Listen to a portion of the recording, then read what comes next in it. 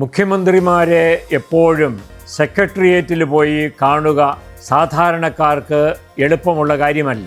എല്ലാ ആൾക്കാരും പത്രങ്ങൾ വായിക്കുന്നവർ പോലുമല്ല. അതേസമയം ചാനലുകൾ കാണുന്നവരാണ്, സോഷ്യൽ മീഡിയ ശ്രദ്ധിക്കുന്നവരാണ്. ഞാൻ പറഞ്ഞു വരുന്നത് വാർത്താ സമ്മേളനങ്ങളെക്കുറിച്ചാണ്. മുഖ്യമന്ത്രിമാർ നടത്തുന്ന വാർത്താ സമ്മേളനങ്ങൾ വളരെ പ്രധാനപ്പെട്ടതാണ്.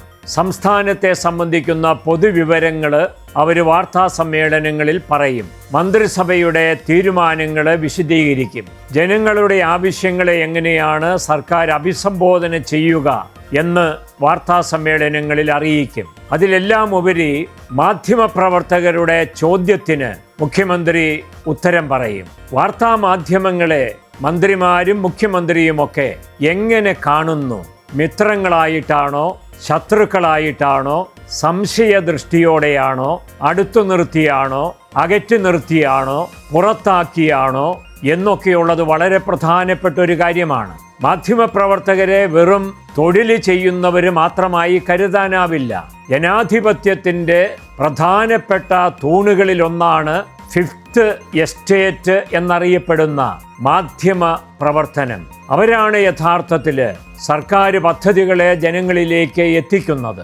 അതുകൊണ്ട് അവരുമായിട്ടുള്ള നല്ല ബന്ധം വളരെ പ്രധാനപ്പെട്ടതാണ്. തുടക്കത്തിൽ ഈ ബന്ധം ഊഷ്മളമായി കൊണ്ടുപോകുവാൻ മുഖ്യമന്ത്രിക്ക് സാധിക്കുന്നുണ്ട് എന്നുള്ള നിരീക്ഷണം പൊതുവെ ഉയർന്നിട്ടുണ്ട്. മുഖ്യമന്ത്രിയുടെ വാർത്താ സമ്മേളനം ശ്ലാഘനീയമാണെന്ന് പറയാതിരിക്കാനാവില്ല. അത് ഏതെങ്കിലും ഒരു പാർട്ടിയിൽപ്പെട്ട മുഖ്യമന്ത്രി ആയതുകൊണ്ടല്ല. ഏത് മുന്നണിക്ക് നേതൃത്വം വഹിക്കുന്ന മുഖ്യമന്ത്രിയാണെങ്കിലും അന്തസ്സായ രീതിയിൽ വാർത്താ സമ്മേളനം നടത്തിയാൽ അതിനെ പ്രശംസിച്ചേ മതിയാവൂ. എന്തുകൊണ്ടാണ് ഈ വാർത്താ സമ്മേളനം ശ്രദ്ധേയമാണ് എന്ന് പറയുന്നത്?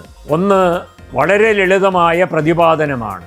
രണ്ട്, കൃത്യമായ കാര്യങ്ങളാണ് പറയുന്നത്. മൂന്നാമത്തേത്, തർക്കമില്ല, പരിഹാസമില്ല, പുച്ഛമില്ല, ധിക്കാരമില്ല എന്നൊക്കെയുള്ള കാര്യങ്ങളാണ്. ഇതിൻ്റെ മറുവശമാണ് കാരുണ്യമുണ്ട്, മനുഷ്യപ്പറ്റുണ്ട്, മനുഷ്യത്വമുണ്ട്, സമഭാവനയുണ്ട്, കേൾക്കാനുള്ള സന്മനസ്സുണ്ട് എന്നൊക്കെയുള്ള കാര്യങ്ങൾ. അതായത് നിഷേധാത്മകമായും ഭാവാത്മകമായും മാധ്യമപ്രവർത്തകരോട് സംവദിക്കാം. വളരെ ഭാവാത്മകമായി സംസാരിക്കുന്ന മുഖ്യമന്ത്രിയെയാണ് കാണുന്നത്. മുഖ്യമന്ത്രിമാർ സാധാരണ നിലയിൽ മലയാളത്തിൽ മാത്രമാണ് മന്ത്രിസഭയുടെ കാര്യങ്ങൾ വിശദീകരിക്കുക. വി.ഡി. സതീശനാകട്ടെ ഇംഗ്ലീഷ് അച്ചടി മാധ്യമങ്ങളുണ്ട്, അതുപോലെ തന്നെ വിഷ്വൽ മീഡിയ ഉണ്ട്, നാഷണൽ മീഡിയയുണ്ട്. അവർക്ക് ഇംഗ്ലീഷിൽ തന്നെ അദ്ദേഹം സംസാരിക്കുന്നത് വളരെ പ്രധാനപ്പെട്ട ഒരു കാര്യമാണ്. അതായത് ഇംഗ്ലീഷും മലയാളവും ഒരുപോലെ സംസാരിക്കാൻ, അത് കൃത്യതയാർന്ന വാക്കുകളിൽ പറയാൻ കഴിയുന്ന ഒരു മുഖ്യമന്ത്രിയാണ്. അതിന് അദ്ദേഹത്തെ പ്രാപ്തമാക്കുന്നത് ഒരുപക്ഷെ അദ്ദേഹത്തിൻ്റെ ഉയർന്ന വിദ്യാഭ്യാസ യോഗ്യത മാത്രമല്ല, അദ്ദേഹത്തിൻ്റെ പരപ്പാർന്ന വായന, ലോകപരിചയം, സഞ്ചാരത്തിലൂടെ നേടിയെടുക്കുന്ന അറിവ്, സത്യമറിയാനുള്ള അന്വേഷണപരത, എല്ലാവരുമായിട്ടുള്ള സമ്പർക്കങ്ങൾ, നിരന്തരമായ ശ്രമം, ഇതൊക്കെ അതിന് സഹായകമാണെന്ന് തോന്നുന്നു.